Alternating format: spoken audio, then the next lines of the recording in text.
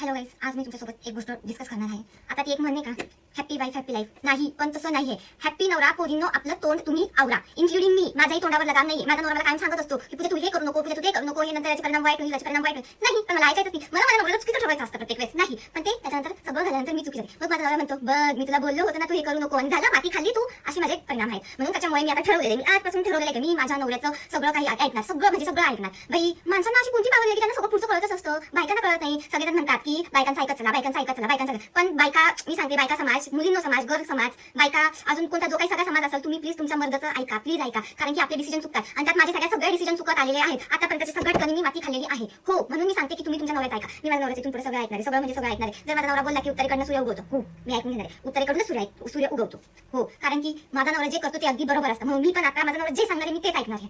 तुम्ही पण तुमच्या नवऱ्याचं ऐका.